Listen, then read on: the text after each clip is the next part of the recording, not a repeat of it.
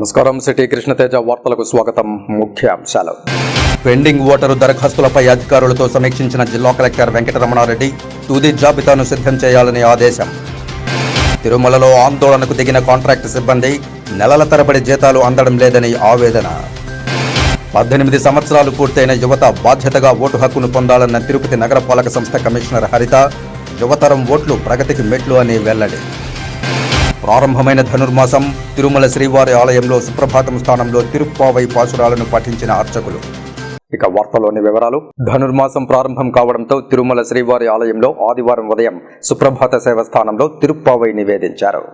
ధనుర్మాసం ప్రారంభం కావడంతో తిరుమల శ్రీవారి ఆలయంలో ఆదివారం ఉదయం సుప్రభాత సేవ స్థానంలో తిరుప్పావై నివేదించారు.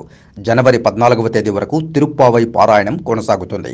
ఆదివారం తెల్లవారుజామున 12:34 ధనుర్మాస ఘడియలు ప్రారంభమయ్యాయి.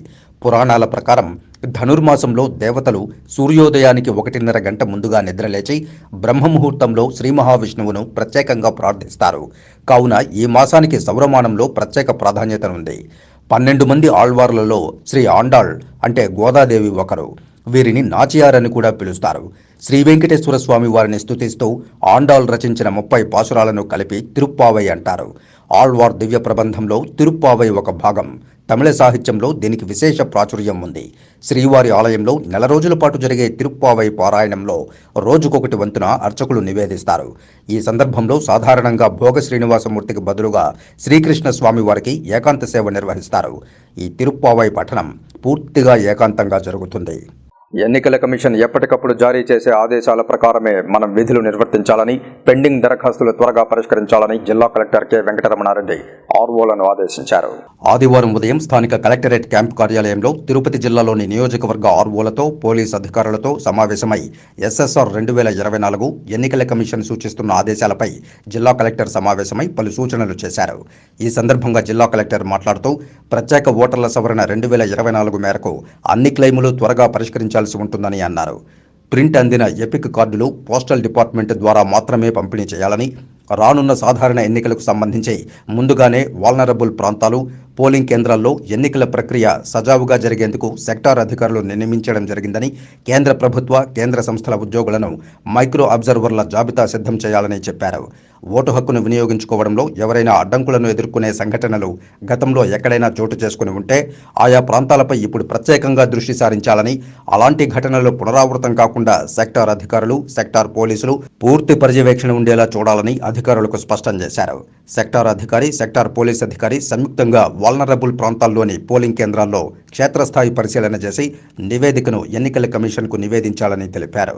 యువతరం ఓట్లు ప్రగతికి మెట్లు అని, ప్రతి ఒక్క యువత 18 సంవత్సరాలు రాగానే తమ బాధ్యతగా ఓటు హక్కును పొందాలని తిరుపతి నియోజకవర్గం ఓటరు నమోదు అధికారి, తిరుపతి నగరపాలక సంస్థ కమిషనర్ హరిత అన్నారు. తిరుపతి న్యూ బాలాజీ కాలనీలోని ఎస్డీహెచ్ఆర్ డిగ్రీ కళాశాలలో శనివారం ఓటర్లుగా నమోదు, ఓటింగ్ ప్రక్రియ, ఓటింగ్ విధి విధానాలపై ఎన్నికల కమిషన్ రూపొందించిన స్వీప్ కార్యక్రమంలో ముఖ్య అతిథిగా తిరుపతి నియోజకవర్గం ఓటరు నమోదు అధికారి, తిరుపతి నగరపాలక సంస్థ కమిషనర్ హరిత పాల్గొన్నారు. ఈ సందర్భంగా కమిషనర్ హరిత మాట్లాడుతూ మన ప్రజాస్వామ్య విధానంలో ఓటు చాలా విలువైనదని, ఓటు వేయడం ద్వారా ప్రత్యక్షంగా ప్రజాప్రతినిధులను ఎన్నుకోవచ్చని తెలిపారు. 18 సంవత్సరాలు వచ్చిన ప్రతి ఒక్క యువత ఓటరుగా తమ ప్రాంతంలోని బూత్ లెవెల్ ఆఫీసర్ల ద్వారా కానీ, అదేవిధంగా ఎన్నికల కమిషన్ పోర్టల్ ద్వారా ఇంటర్నెట్ ఉపయోగించుకుని తగిన ఆధారాలు సమర్పించి ఓటు హక్కును పొందవచ్చని తెలియజేశారు. అదేవిధంగా ఓటర్లలో అవగాహన కల్పించేందుకు డెమో ఈవీఎంలు కూడా ఏర్పాటు చేసినట్లు తెలిపారు. ఈవీఎంలలో తమకు నచ్చిన వారి గుర్తుపై బటన్ నొక్కడం ద్వారా ఓటు నమోదవుతుందని, తాము ఎవరికి ఓటు వేశారో ఆ విషయం చిన్న స్లిప్పులో 10 సెకండ్ల పాటు కనిపించి బాక్సులోకి వెళ్లడం జరుగుతుందని కమిషనర్ హరిత వివరించారు. ఓటర్ కార్డు కూడా గుర్తింపు కార్డుగా ఉపయోగించుకోవచ్చన్నారు. కొత్తగా ఓటు నమోదు చేసుకునేందుకు ఫారం 6ను, ఇప్పటికే బయట ప్రాంతాల్లో ఓటు ఉండి ఇప్పుడు ఎక్కడికి మార్చుకోవాలని అనుకుంటే ఫారం 8 దరఖాస్తులను ఉపయోగించుకోవాలని కమిషనర్ హరిత సూచించారు. సమాజ్వాదీ పార్టీ రాయలసీమ జిల్లా నాయకులు, కార్యకర్తల ప్రమాణ స్వీకార మహోత్సవం తిరుపతిలోని ఓ ప్రైవేట్ హోటల్లో రాష్ట్ర మహిళా అధ్యక్షురాలు తేజవతి ఆధ్వర్యంలో ఘనంగా నిర్వహించారు. సమాజ్వాదీ పార్టీ రాయలసీమ జిల్లా నాయకులు, కార్యకర్తల ప్రమాణ స్వీకార మహోత్సవం తిరుపతిలోని ఓ ప్రైవేట్ హోటల్లో ఘనంగా జరిగింది. ఈ కార్యక్రమానికి సమాజ్వాదీ పార్టీ జాతీయ నాయకులు జగదీష్ యాదవ్, రాష్ట్ర అధ్యక్షులు పాశం వెంకటేశ్వర్లు, శ్రీనివాసులు ముఖ్య అతిథులుగా విచ్చేసి పాల్గొన్నారు. ఈ సందర్భంగా వక్తలు మాట్లాడుతూ ఆధిపత్య కులాల రాజకీయ పెత్తనం చెలాయించే ఉత్తర భారతదేశంలో వారి వారి ఆధిపత్యాన్ని ఎదిరించి బహుజన నాయకత్వానికి మార్గం చూపించి అతిపెద్దదైన ఉత్తరప్రదేశ్ రాష్ట్రంలో సామాన్య కుటుంబం నుంచి దేశంలోనే అత్యంత శక్తివంతమైన రాజకీయంగా ఎదిగిన పార్టీ సమాజ్వాదీ పార్టీ అని తెలిపారు. 80% బీసీలు ఉన్న మనం రాజకీయంగా వెనుకబడి ఉన్నామని, కేవలం 15% మాత్రమే ఉన్నటువంటి ఓసీలు తమను పాలిస్తున్నారని, బీసీలు రాజ్యాంగపరంగా ముందుకు వెళ్లడానికి సమాజ్వాదీ పార్టీ ఒక వేదిక అవుతుందని పేర్కొన్నారు. రాబోయే ఎన్నికల్లో బీసీలు పోటీలకు సిద్ధంగా ఉండే విధంగా కార్యాచరణ చేపట్టే విధంగా చర్యలు చేపడతామని ఈ సందర్భంగా వారు తెలియజేశారు. 2024కి ఆంధ్రప్రదేశ్లో ఖచ్చితంగా సమాజ్వాదీ పార్టీని బలోపేతం చేస్తూ ఆ దిశగా అన్ని జిల్లాలు నిర్మాణం చేస్తూ అలా జిల్లా అధ్యక్షుల్ని, నియోజకవర్గ అధ్యక్షుల్ని మండల స్థాయి నుంచి గ్రామ స్థాయికి వెళ్ళే విధంగా కార్యక్రమాన్ని అమలు చేస్తూ ఉన్నాం. అయితే సమాజ స్థాపనే మరి సమాజ్వాదీ పార్టీ అని చెప్పేసి స్వర్గీయ ములాయం సింగ్ గారు స్థాపించడం జరిగింది. ఆ విధంగా మేము వచ్చిన తర్వాత మొట్టమొదటి మీరు చూసినట్టయితే నేను తీసుకున్న ఛార్జీ రాష్ట్ర అధ్యక్షులు తీసుకున్న తర్వాత మెడికల్ సీట్లలో రిజర్వ్డ్ అభ్యర్థులకు జరిగిన అన్యాయమైన ఫస్ట్ నేను గొంతెత్తడం జరిగింది. ఆ తర్వాత రెండోసారి మాజీ ముఖ్యమంత్రి చంద్రబాబు గారి అరెస్టు గురించి, ఎందుకంటే ప్రజాస్వామ్యంలో ప్రతిపక్షాలు కానీ అధికార పక్షం కానీ ఏవైనా సరే ప్రజాస్వామ్యబద్ధంగా పనిచేయాలనేటటువంటి నిబద్ధత ఉండాలి. ఆ తర్వాత మేము కుల జనగణన జరగాలి ఈ దేశంలో అని చెప్తూ ఈ రాష్ట్రంలో రాష్ట్ర ప్రభుత్వమైన అనేక కార్యక్రమాలు అనేక రౌండ్ టేబుల్ వేస్తూ మరి దాదాపుగా 50 చోట్ల కుల జనగణన జరగాలి ఈ దేశంలో. ఆ దేశం జరిగేటప్పుడు రాష్ట్రంలో కూడా ముందు మీ ప్రభుత్వంపై ఒత్తిడి తీసుకొచ్చాం. కీర్తిశేషులు ములాయం సింగ్ గారు బడుగు బలహీన వర్గాలకు వాళ్ళ రాజకీయ, ఆర్థిక, సామాజిక చైతన్యం కోసం సమాజ్వాదీ పార్టీని స్థాపించడం జరిగింది. ఇప్పుడు ఎస్సీ, ఎస్టీ, బీసీ మైనారిటీలకు మా సమాజ్వాదీ పార్టీ ఎంతో సపోర్ట్ చేస్తుంది. ఎవరైతే రాజకీయంగా, సామాజికంగా, ఆర్థికంగా వెనకబడి ఉన్నారో వాళ్ళకి మా పార్టీ ద్వారా వాళ్ళకి కావాల్సిన సపోర్ట్ చేసి ప్రజల సమస్యల మీద మేము పోరాడతామని మేము మీకు విజ్ఞప్తి చేస్తున్నాం. లోహియా గారి ఆలోచనల్ని, ఈ సోషలిస్టు సిద్ధాంతాన్ని, భావాలని సమాజ్వాదీ పార్టీ రూపంలో 1992లో స్థాపించడం జరిగింది జాతీయ పార్టీగా.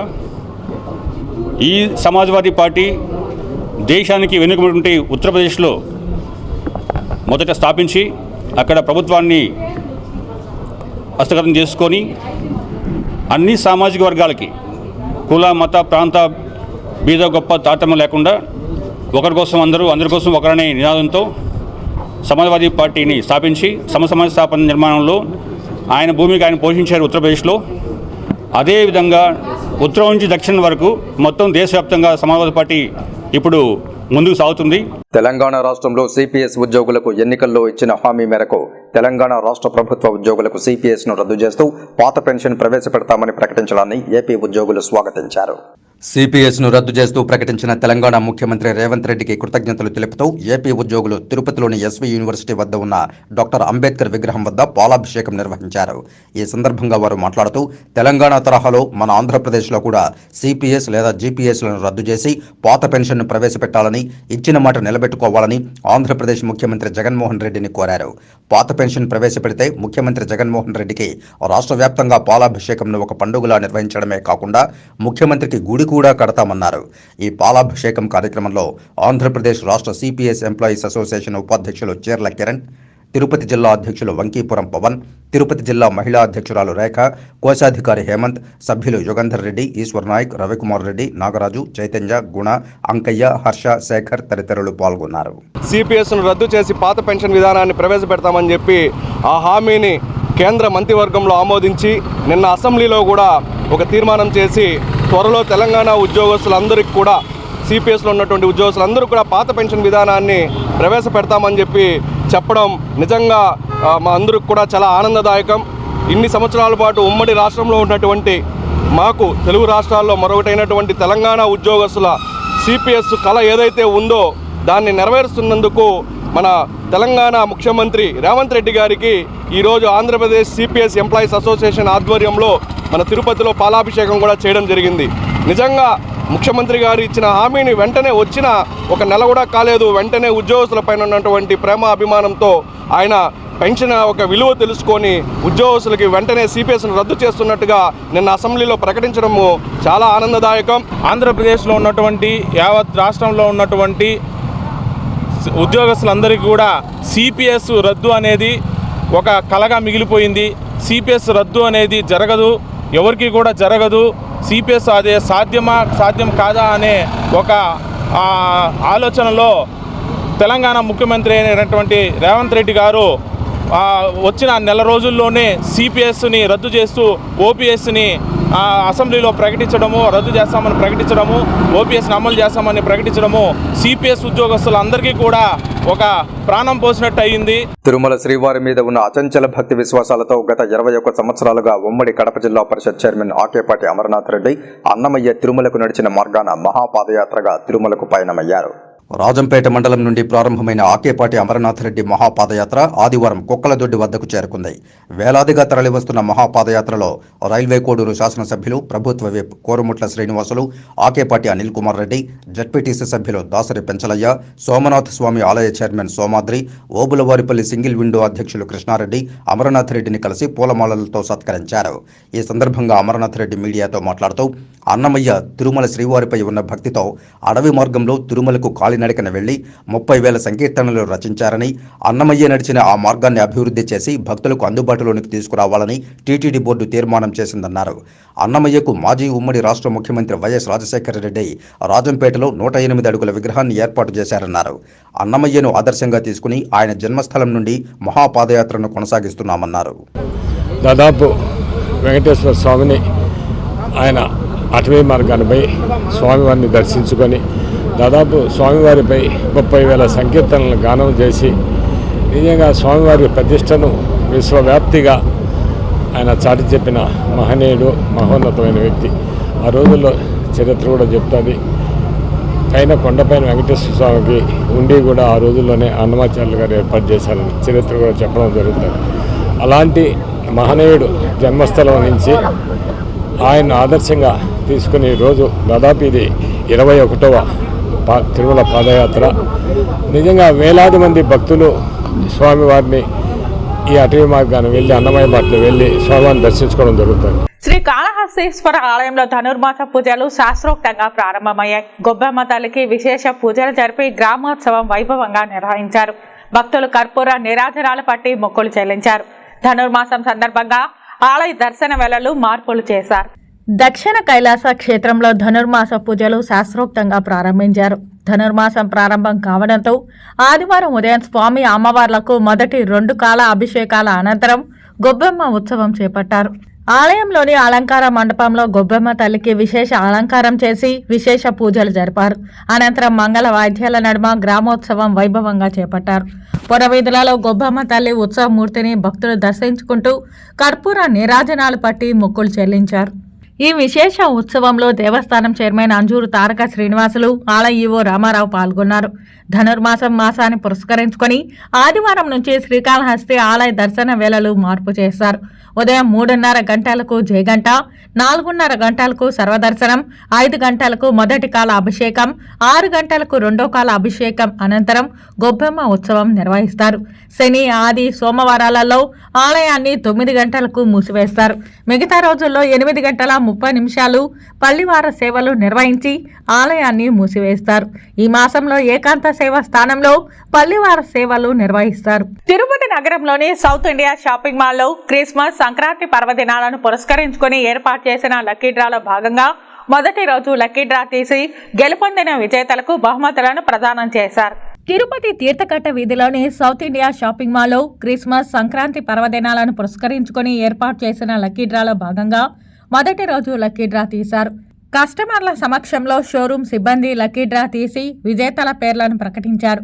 మొత్తం 48 మందిని ఎంపిక చేసి వారికి ఎల్ఈడి టీవీలు, స్మార్ట్ వాచ్లు, వెండి వస్తువులు బహుమతులుగా అందజేశారు. అందరికీ మా సౌత్ ఇండియా షాపింగ్ మాల్ తరఫున క్రిస్మస్ మరియు సంక్రాంతి శుభాకాంక్షలు తెలుపుతూ సౌత్ ఇండియా షాపింగ్ మాల్లో క్రిస్మస్ మరియు సంక్రాంతి సందర్భంగా ప్రతి 500 రూపాయల పర్చేజ్ మీద కూపన్ ఇవ్వబడుతుంది.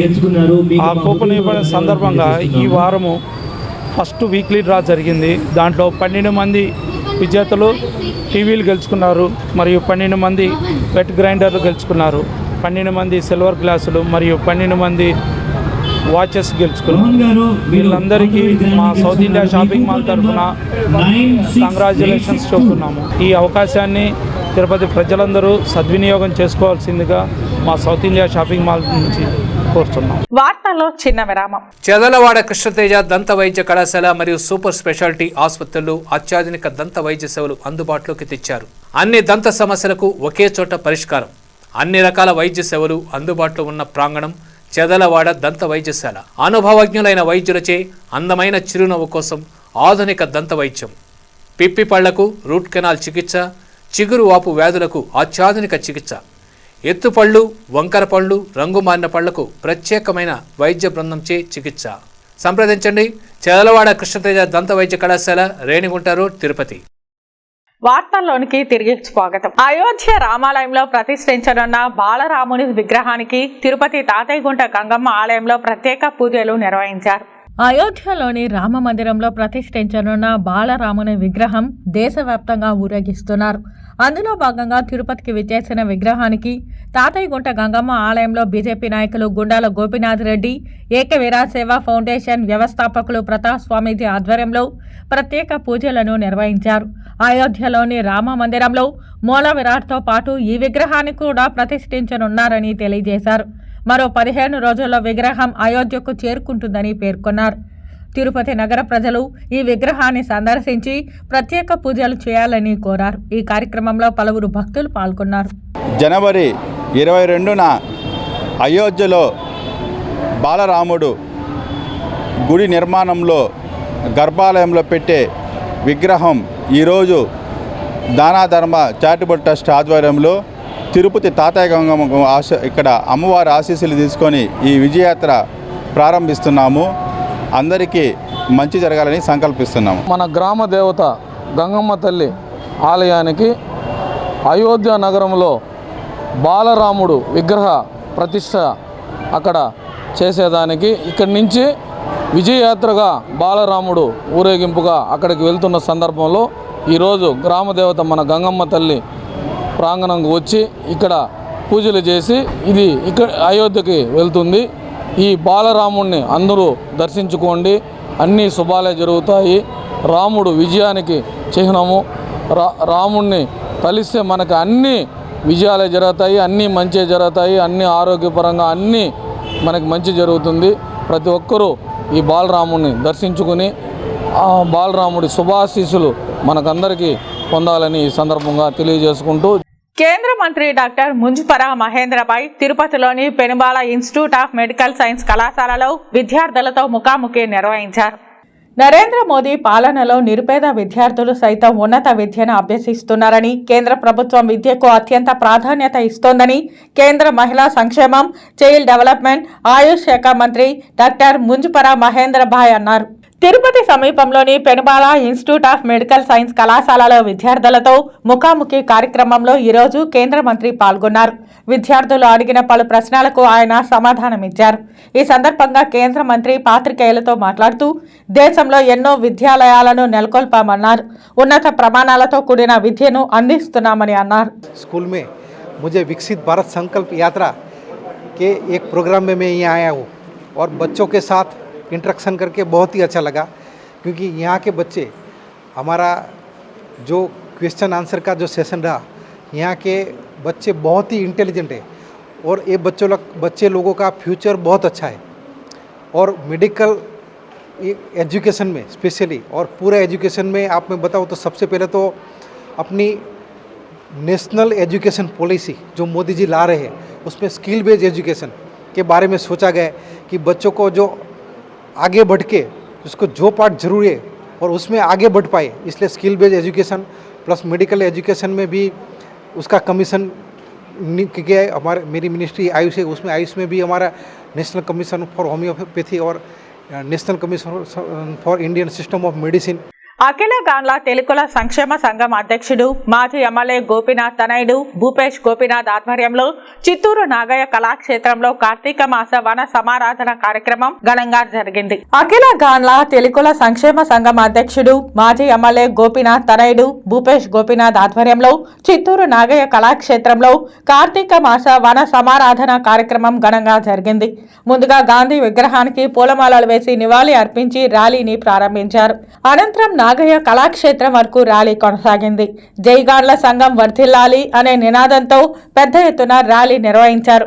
ఈ ర్యాలీలో పార్టీలకు అతీతంగా గాండ్ల కులస్తులు పాల్గొని ఐక్యతను చాటుకున్నారు. ఈ సందర్భంగా జిల్లా అధ్యక్షుడు భూపేష్ గోపీనాథ్ మాట్లాడుతూ జిల్లా వ్యాప్తంగా ఉన్న గాండ్ల కులస్తులందరూ ఒక వేదికపైకి వచ్చి ఐక్యతను చాటుకునేందుకు పెద్ద ఎత్తున తరలి రావడం చాలా సంతోషకరంగా ఉందన్నారు.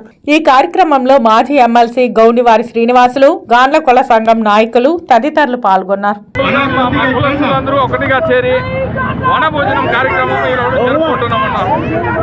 కానీ మా ఒక ఐక్యతని ఇక్కడ చూపించాలని, అందరికీ మేము కూడా ఉంటామని తెలియాలని, మేము కూడా ఒక పెద్ద సంఖ్యలో ఉంటామని తెలియపరిచే విధంగా ఈరోజు ఇది జరుపుతూ ఉన్నాము. దీంట్లో ఎటువంటి రాజకీయ వ్యవస్థలు కానీ ఇంకొకటి కానీ లేదు. దీంట్లో అందరూ అన్ని పార్టీ వాళ్ళు కలిసి ఇది చేస్తున్నాము. ఇది కేవలం మా కుల సంఘాలు, మా ఒక కుటుంబ సభ్యులు ఐక్యత కోసమే. శ్రీ కాళహస్తీశ్వరుని దేవాదాయ శాఖ ప్రిన్సిపల్ సెక్రటరీ కరికాల వాలన్ దర్శించుకున్నారు. ఆయనకు ఆలయ దక్షిణ గోపురం వద్ద ఆలయ మర్యాదలతో స్వాగతం పలికి దర్శన ఏర్పాట్లు చేశారు. రాష్ట్ర దేవాదాయ శాఖ ప్రిన్సిపల్ సెక్రటరీ గరికాల వలన్ శ్రీకాళహస్తి ఆలయానికి విచ్చేశారు. ఆయనకు ఆలయం వద్ద దేవస్థానం చైర్మన్ అంజూరు తారక శ్రీనివాసులు, ఈవో రామారావు ఆధ్వర్యంలో అర్చకులు ఆలయ మర్యాదలతో స్వాగతం పలికారు.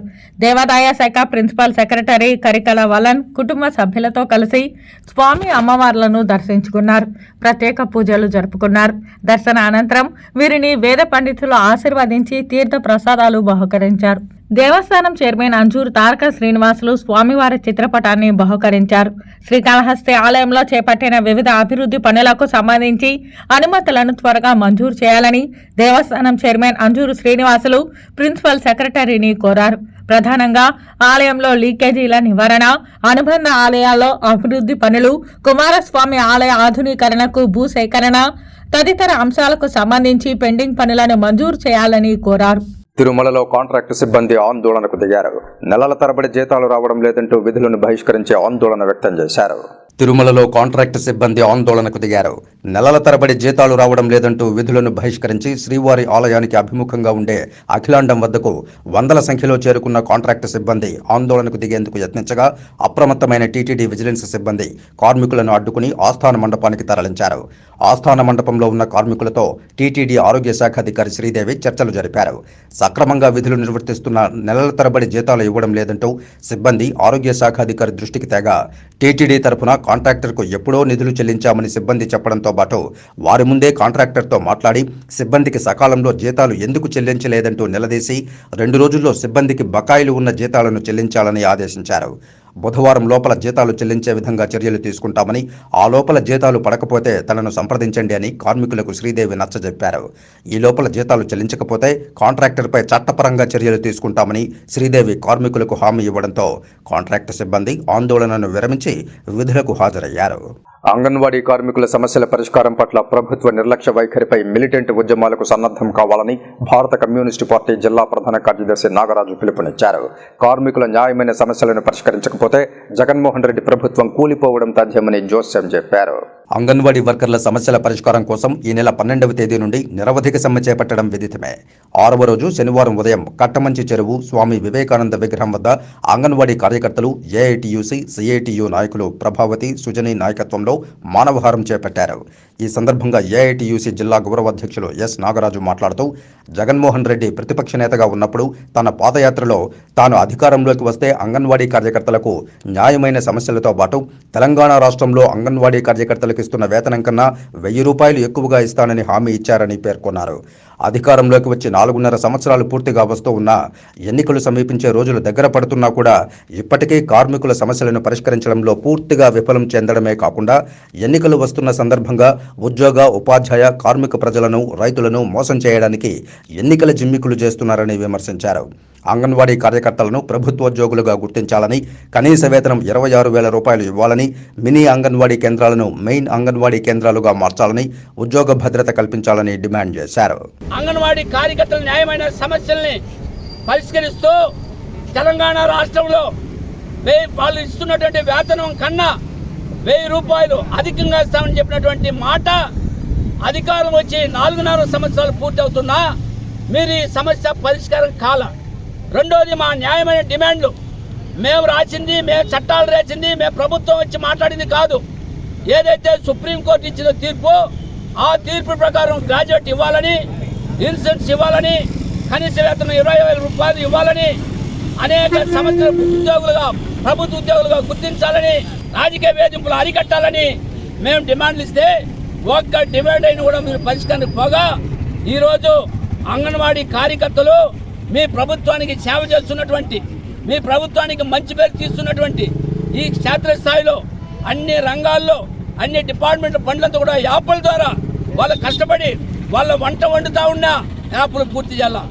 వేతనాలు అమలు చేయండి, సుప్రీంకోర్టు తీర్పు ప్రకారం గ్రాడ్యుయేట్ ఇవ్వండి, ఉద్యోగ భద్రత అనేది మాకు కల్పించండి అని ఈ డిమాండ్తో మీ ముందుకు వస్తే మీరు ఆ సమస్యల్ని పరిష్కరించకపోగా మమ్మల్ని రకరకాల అధికారులతో ఒక పక్క, రాజకీయ నాయకులతో ఒక పక్క ఇబ్బందులు పెడుతూ, ఇబ్బందులకు గురి చేస్తూ అంగన్వాడీ కేంద్రాలు తాళాలు పగలగొట్టి అంగన్వాడీ కేంద్రాల్లో మేము అంగన్వాడీ కేంద్రాలు నడుపుతాము అని నడపమని మీరు ఇచ్చిన సచివాలయ సిబ్బందికి కూడా ఈరోజు సచివాలయ సిబ్బంది కూడా వాళ్ళు చేసే పనులు మేము చెయ్యలేం, మేము ఆ పని చేసేక రాలేదని ఈరోజు వాళ్ళు కూడా మీ పక్క తిరుగుపడ్డారు అంటే ఆలోచించండి. ప్రభుత్వ ధోరణిని, ప్రభుత్వ యొక్క దుర్మార్గాన్ని అందరూ ఎండగట్టే విధంగా ప్రయత్నిస్తామే తప్ప మిమ్మల్ని ఎవరు ప్రోత్సహించేది లేదు. ఉమ్మడి జిల్లాలో పనిచేస్తున్న న్యాయశాఖ ఉద్యోగులకు సకాలంలో పదోన్నతులు కల్పించాలని న్యాయశాఖ ఉద్యోగ సంఘం జిల్లా అధ్యక్షుడు గోపీనాథ్ రెడ్డి డిమాండ్ చేశారు. చిత్తూరు నగరంలోని పాత కోర్టు ప్రాంగణంలో ఉమ్మడి జిల్లా జ్యుడిషియల్ ఎంప్లాయీస్ కార్యవర్గ సమావేశం ఆదివారం నిర్వహించారు. ఈ సందర్భంగా జిల్లా అధ్యక్ష, ప్రధాన కార్యదర్శులు గోపీనాథ్ రెడ్డి, లక్ష్మీపతిలు మాట్లాడుతూ జూన్ నెలలో కొత్త కార్యవర్గం ఏర్పడిందన్నారు. జ్యుడిషియల్ పరిధిలో ఉద్యోగులు ఎదుర్కొంటున్న సమస్యలను జిల్లా జడ్జి, రాష్ట్ర యూనియన్ దృష్టికి తీసుకువెళ్లి పరిష్కరించేందుకు ఈ సమావేశం నిర్వహించడం జరిగిందన్నారు. ఇందులో భాగంగా పలుచోట్ల కోర్టులో వర్క్లోడ్ ఎక్కువగా ఉందని, పెండింగ్ కేసులు పరిష్కరించేందుకు తగిన సిబ్బంది లేకపోవడంతో వాటిని భర్తీ చేయాలని కోరారు. కొత్తగా విధుల్లోకి చేరిన ఉద్యోగులకు శిక్షణా కార్యక్రమాన్ని నిర్వహించాలన్నారు. హైకోర్టులో ఏదైనా విషయాలుంటే స్టేట్ అసోసియేషన్ దృష్టికి తీసుకువెళ్ళి కూడా మా యొక్క సమస్యలను పరిష్కరించుకోవాలనే ఉద్దేశంతో ఈ జనరల్ బాడీ మీటింగ్ జరుపుకుంటున్నాము. మా యొక్క ఈ జిల్లాలు 3 జిల్లాలు అంటే అన్నమయ్య, తిరుపతి, తర్వాత చిత్తూరు జిల్లాలుగా విడిపోయినా కూడా మా యొక్క జ్యుడిషియరీ మాత్రం ఇప్పుడు ప్రస్తుతం మొత్తం చిత్తూరు జిల్లాగా ఒకే యూనిట్గా పనిచేస్తుంది. మాకైతే జిల్లాలు ఇంకా విభజించబడలేదు. కాబట్టి వివిధ తాలూకాల నుంచి, అంటే జిల్లా మొత్తం 14 తాలూకాల నుంచి కూడా అందరూ కూడా సభ్యులు హాజరవడం జరిగింది. వాళ్ళ యొక్క సమస్యలు చర్చించడం, దాని పరిష్కార మార్గాలు, దాన్ని పెద్దల దృష్టికి తీసుకెళ్ళడానికి విలువైన మీ యొక్క సమావేశాన్ని మేము ఉపయోగించుకొని మా సమస్యలకు సంబంధించినటువంటి మొత్తం దృష్టికి తీసుకెళ్లి సమస్యల పరిష్కారం కృషి చేస్తామని ఈ సందర్భంగా అందరికీ కూడా తెలియజేస్తాం. ఇప్పుడు కొన్ని సంక్షిప్త వార్తలు చూద్దాం.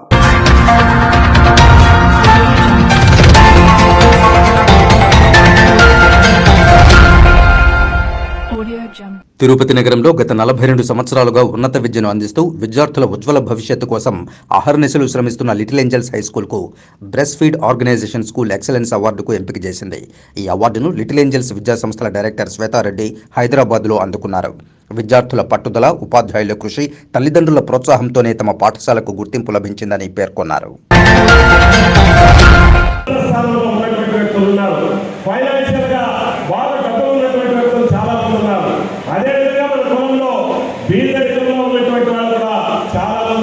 అదేవిధంగా జగనన్న కూడా ఉన్నారు కాబట్టి వాళ్ళు ఎటు చెప్తే అటు నడుచుకునే ఒక ఇది మాకు ఉంది కాబట్టి మేము ఎటువంటి నిర్ణయం అయినా కూడా వాళ్ళకి కట్టుబడి ఉంటానని కూడా ఈ సందర్భంగా తెలియజేస్తాం. మాకు కూడా ఒక 20 లక్షల మంది ఈ రాష్ట్రంలో ఉన్నారు.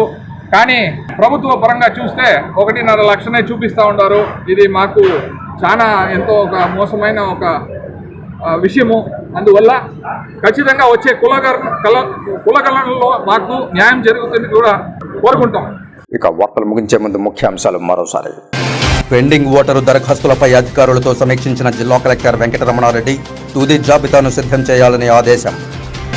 తిరుమలలో ఆందోళనకు దిగిన కాంట్రాక్ట్ సిబ్బంది నెలల తరబడి జీతాలు అందడం లేదని ఆవేదన. 18 సంవత్సరాలు పూర్తయిన యువత బాధ్యతగా ఓటు హక్కును పొందాలన్న తిరుపతి నగరపాలక సంస్థ కమిషనర్ హరిత. యువతరం ఓట్లు ప్రగతికి మెట్లు అని వెల్లడి. ప్రారంభమైన ధనుర్మాసం తిరుమల శ్రీవారి ఆలయంలో సుప్రభాతం స్థానంలో తిరుప్పావై పాసురాలను పఠించిన అర్చకులు.